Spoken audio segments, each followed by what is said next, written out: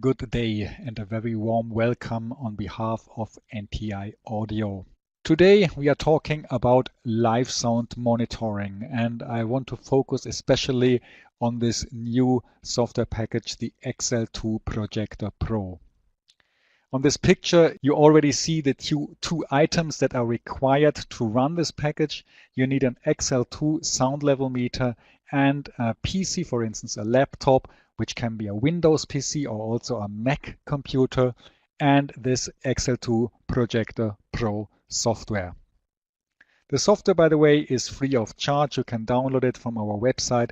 There are just two features that need a special option, but I will come back to that later.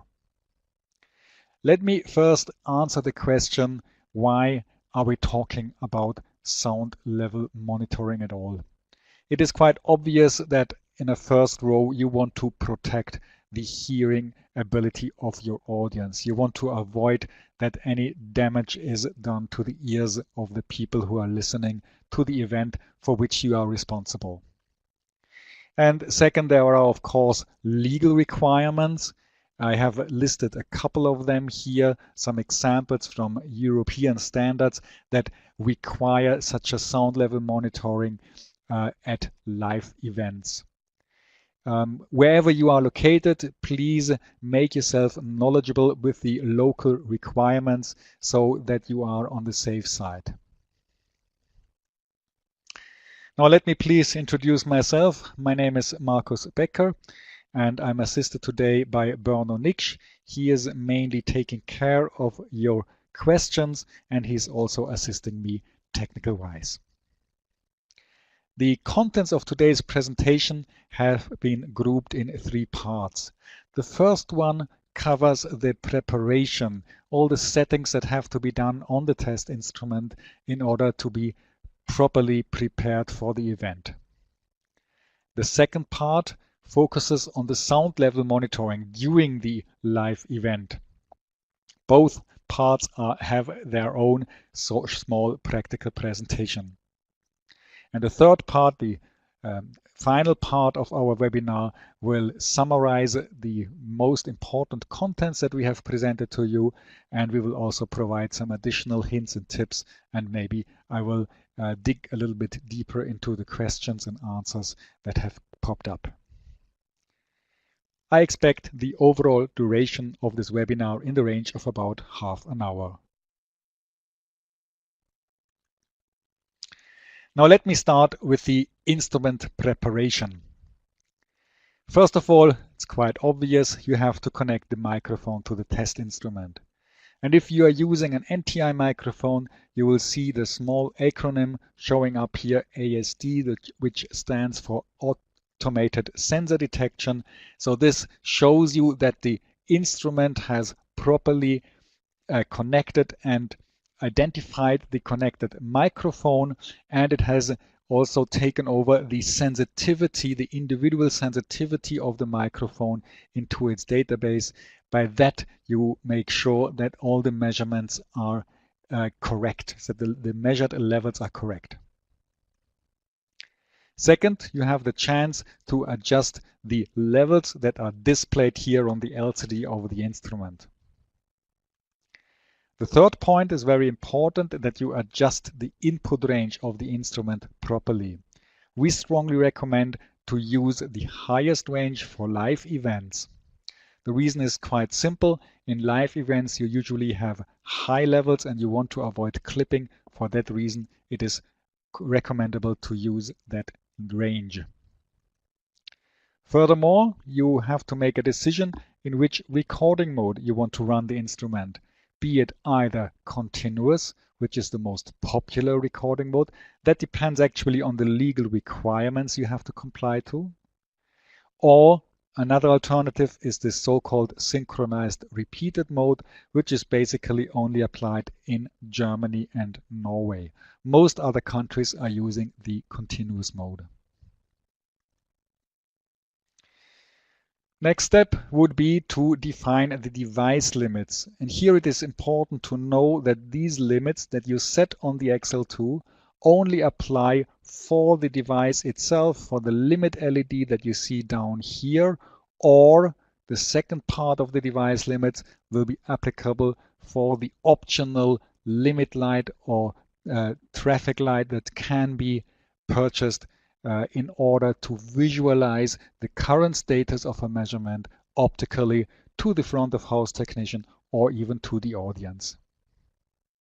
So the limit light or the stack light are connected via the digital I/O interface to the XL2, and they have their own limits. You should also make sure that the data logging is switched on in order to keep all the measurement data during the event. The autosave ensures that at the end of the event all these data are properly stored on the SD card. And then after having made all these settings, you may want to save them in a profile. And this is a very helpful feature because it takes off the burden from you to make these settings just in front of the event, or maybe you are a little bit stressed and you're not sure and somebody possibly has touched your instrument. So by preparing that in your office and saving all these settings as a profile, you can easily recall that profile, just a press of a button, and then you are sure that all the settings are done correctly. You can even go one step further. That's what we call the locked run mode. The locked run mode ensures that as soon as the instrument is switched on, all these settings that you have made before will be applied automatically.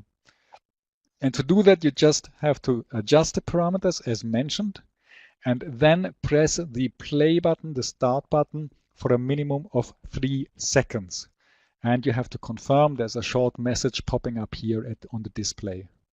So the next time you switch on the XL2, the instrument will automatically start in this mode with all the settings that you have done.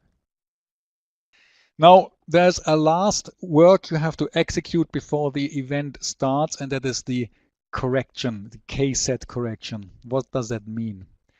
It is your responsibility to make sure that the sound level here in the audience, you see here, this is a very basic sketch of a stage with loudspeakers, front of house desk. So here you have the audience in front of the stage, and you are responsible that the highest level in that area does not exceed the given limit.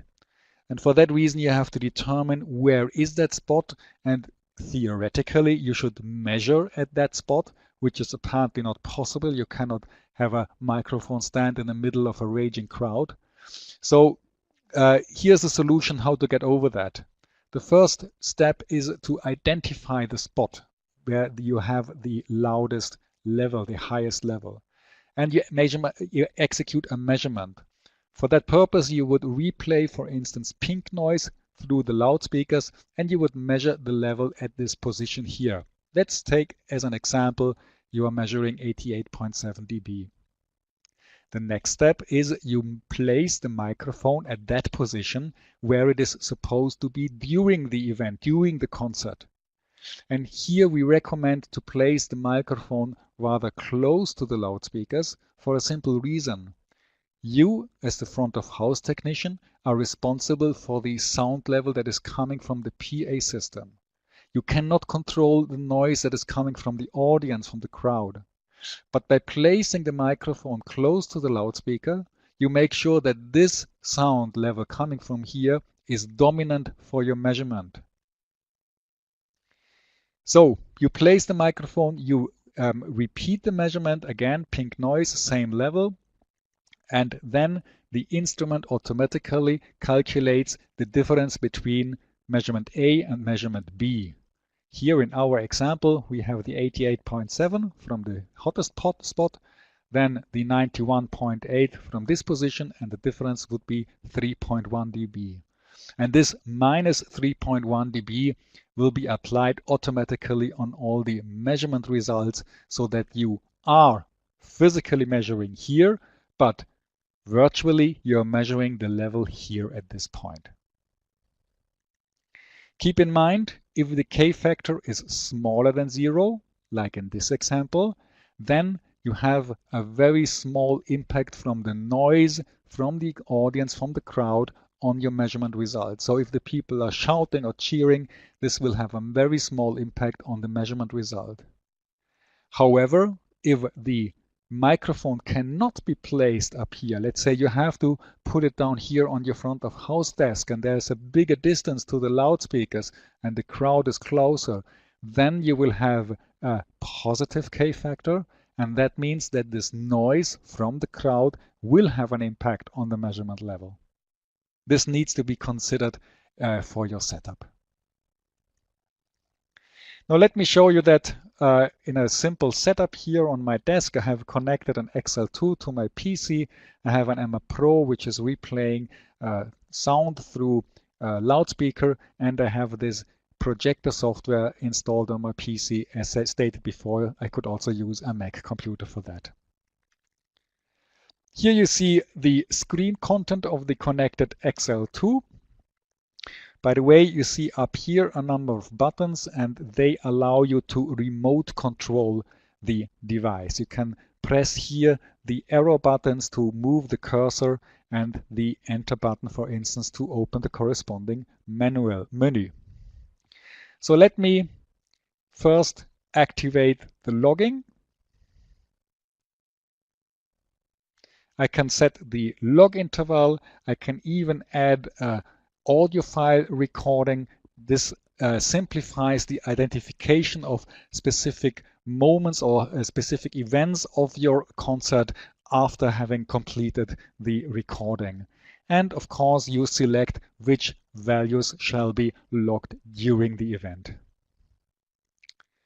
Furthermore, you would adjust the limits for the LED as stated before. So you can manually edit all these levels here, or you can also activate the limits for the digital I/O, the limit light or the stack light as stated before. Maybe you have noticed that the background color of my screen has changed from gray to green. The reason is very simple. The very moment when I activate these limit LED, the instrument shows you the current status, so it compares the actual sound level against these limits, and now I'm less or below the 95 dB, and for that reason the color is green. We are way below the limit. Last point would be here. The autosave mode is on, everything is fine. By the way, here you can also see the remaining memory on SD card, just to make sure that you're not running out of memory during the presentation. So having made all these settings, I can save them in a profile. For that reason, I select this entry here, Profile. I can go to Manage and save it. Here I have given already the name Live Event. Save it. By the way, here's also the possibility to add some or to apply some individual parameters. For instance, I could allow that the ranging will be changed, or which is more important here, that the K values shall be stored in the profile or not. Maybe you're preparing all your settings in your office, then you would say, no, I want or have to acquire the K values afterwards at the venue and not in my office. This is quite apparent. So I save, and now this profile is even loaded. It is ready for use. I can of course also exit the profile, or I could, as a last example, select a predefined profile. We as NTI Audio are offering profiles for Switzerland. This is this example, Schall- und Laserschutzverordnung, for Germany, for Belgium. So you can also select a predefined profile. Well, the last step we have to execute would be now on the venue, and that is the K-set correction. You see here the screen, there are no values visible. So first I have to acquire the sound level in the audience. Remember the hottest, the loudest spot at the audience. And for that reason, I'm replaying now pink noise from my MR Pro, and I'm executing the measurement.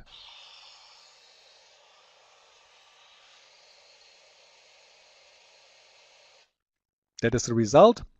So I would then move my microphone to the final position where it is supposed to be during the event, during the concert, and I repeat the measurement.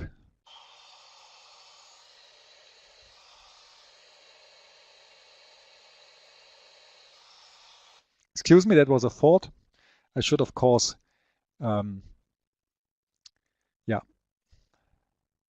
operational fault. I have to do it again. So I start with the audience acquisition.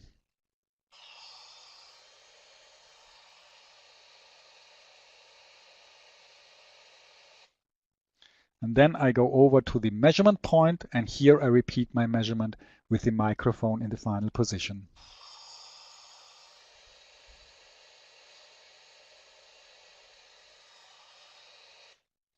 Now you see the difference. It has been louder because the microphone was closer to the loudspeaker, and the instrument has automatically calculated the difference between these two values for the LAEQ 5 seconds and the LC peak. And these correction factors will now be applied on all the measurements.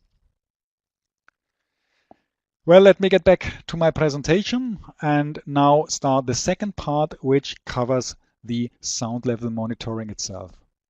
And here it is very important to know that the most relevant level that you have to obey is the LAEQ.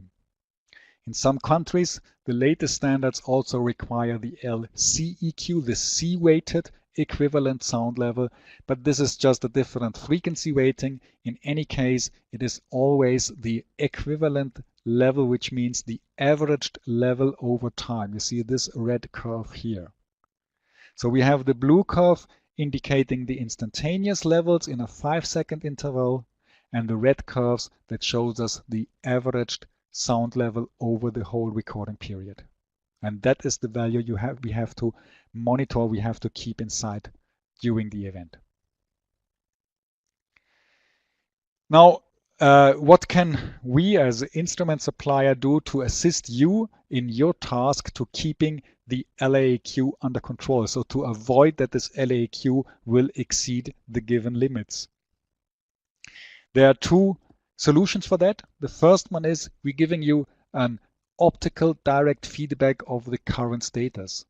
And you have seen that already before. The background color of the projector shows you the status, whether the instantaneous value is far below the limit, close to the limit, or beyond the limit. There is even a new large display available. You will see that afterwards in the projector software that allows you to select here 3 different values with individual limits, and also shows you in large figures the corresponding results, in addition with a colored background indicating whether the limit is below, close, or exceeding the limit. The second approach is what we call the sound level predictor. And that is a nice feature that gives you additional information in order to better control the upcoming time and to control the level in a way that it does not exceed the limit. But before I show you that in more detail, please keep in mind these two features. The large level display in this format and the level predictor are only available if you have the remote measurement option installed on your XL2 device.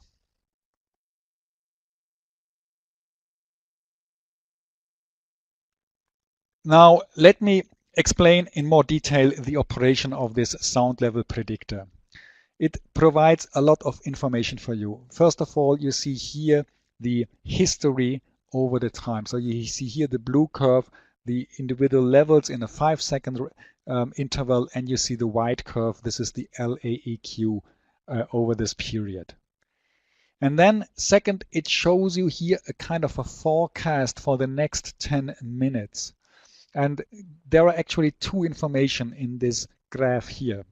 The first one is, let's assume you are getting close to the end of your concert, and you know it will just last another 1, 2, 3 minutes, and you want to really boost the level. You want to kick it to the maximum which is allowed in order to have a nice loud event at the end. But of course you want to not to that the level exceeds the limit.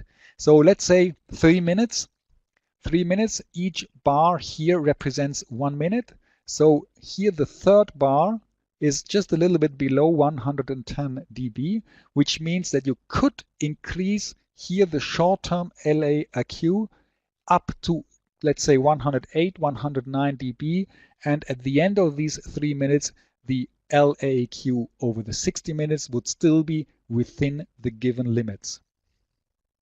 If you want to, or if you have to wait a little bit longer, if the concert takes another few minutes, just look at the corresponding bar, and here you can see the maximum achievable limit in order to keep that key value within the given limits. The second information you get from here, I may explain with this picture here, is the coloring of the bars. What does that mean? Let us assume you leave this limit where it is. Then the coloring tells you that after 3 minutes, the LAEQ 60 minutes, the key value, will get very close to the allowed limit. And after 7 minutes, it will even exceed the limit.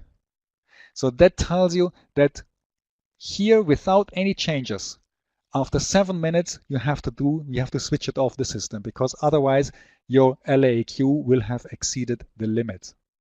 So these are the two key information that you get from that graph. There's even a third one, and that is if you see this big dark red bar, that tells you take immediate action. Because if you would fail, if you would not react in time, react means reduce the level, then the red big bar tells you it's over, you will have no chance to get back to pressing the LAQ below the limit. I show you this here as an example. Here this case has happened. And you see this poor guy who has been in control, he has apparently here a little bit exceeded the level. He has then tried to switch the system off or to continue with a very low level, but game over. He has no chance to get this value back below the 99 dB within the given time frame. And there's one background information you'd have to keep in mind. If you increase the level, the LAEQ will pretty quickly follow, will react to that increase. But if you decrease the level, it takes a long time until the LAQ gets down. You almost don't see it. So it reacts, it follows a rising level rather quickly, and the level that is getting smaller, it follows much slower. So that's something you have to keep in mind. Now let me show you that as well in a small practical presentation. I cannot have a concert here in my room, but I emulate it by using an MP3 player that is replaying music to my XL2. And I'm going to switch over to that. Here you see the screen of this second XL2. And now let me first take a brief look here at the large level display. As stated before, you can select which of these levels, which level you want to see. You just double click and you can change, for instance, the level if you want to see another one. And you also see the limit that has been given to that level. This limit is also editable for you. And you can also decide at which level below this limit the color of the background shall switch from green to orange. And second, and this is the focus of our presentation today, here we see now this sound level predictor. So what you see here is the history that has passed over the past minutes, and you will see in a second the LAQ, the white line popping up, starting here now. It starts always as soon as we open this window, and you see this forecast as mentioned before. Now we are at 97.4 dB. Far enough away from the 100 dB. But what happens if we increase now this short-term level? I will gonna do that here with my MP3 player, and you're gonna see how quickly the corresponding LAQ 60 minutes will react. So here I'm rising to 1516 dB, 17, and you see already after a few seconds the LAQ 60 minutes, including the K factor, is going to grow, is going to rise. You see the orange bars coming up telling you, hey guy, if you continue at this level, you soon will run into a problem.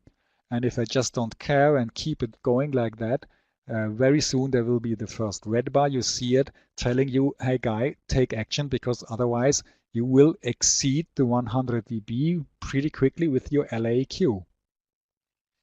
And you also notice how quickly this level is rising. Although we have this long history here, just a few minutes, few seconds of very high level is immediately increasing the LAQ.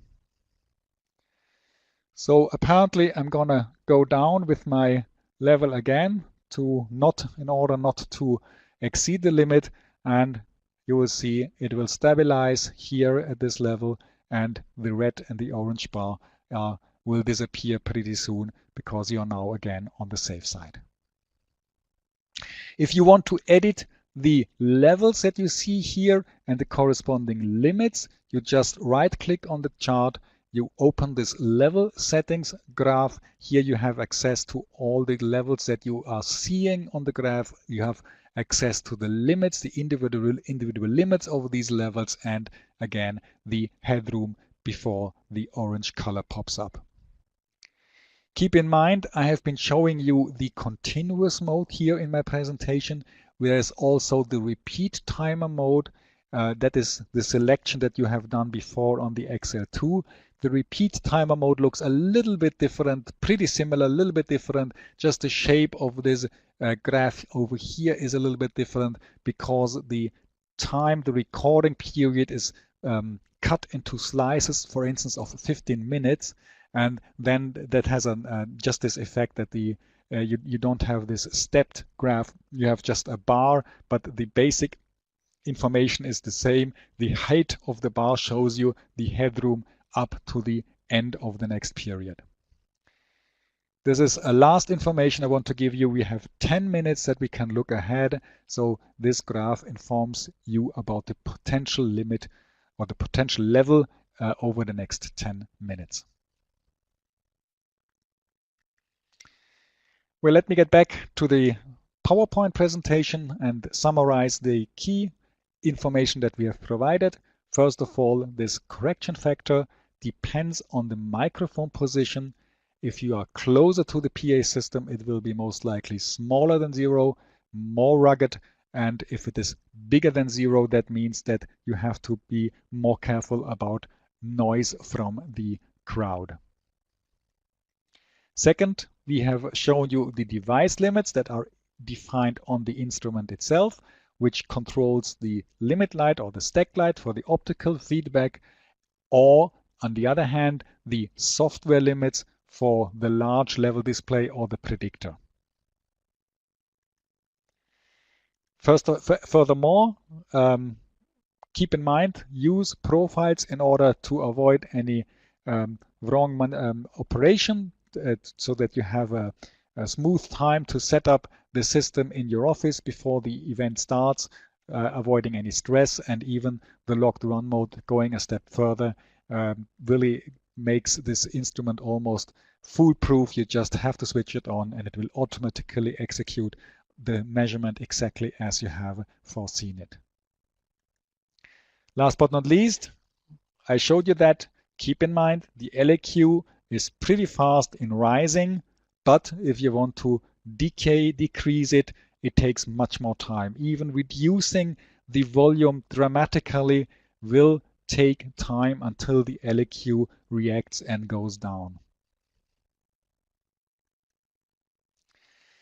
Here I would like to provide some additional information, some additional hints, because it could be possible that you are not only responsible for the sound level of the venue, of the event itself, but maybe also of the neighborhood, to avoid that here the noise at this neighboring people is too loud. How can you do that? It's very simple. We have this nice noise scout system that allows you to remotely monitor sound levels.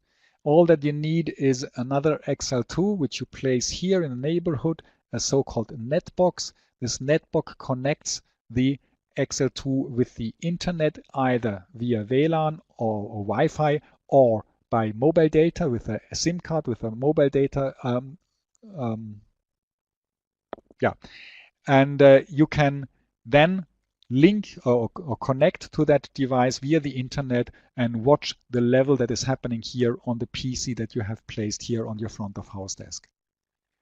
And the same applies, let's say, if the local authorities want to watch what you are doing during the event. So you can add a netbox here connected to your XL2, and the people here in the municipality will be able to watch in real time the status of your device.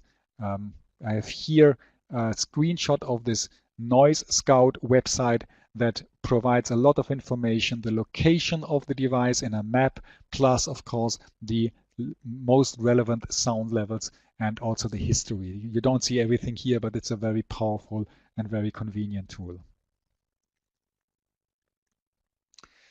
My last slide, if you want to export your log data to a report at the end of the event, if you want to make proof that you have executed your work properly, we NTI are providing a couple of nice reporting tools, Excel templates that you can download free of charge from our website, and they support you in visualizing the history of the event, plus also printing out a nice report where you can edit the key information, the date, the location, the name of the front of house technician, and so on and so forth, just as a proof that you have done everything correctly.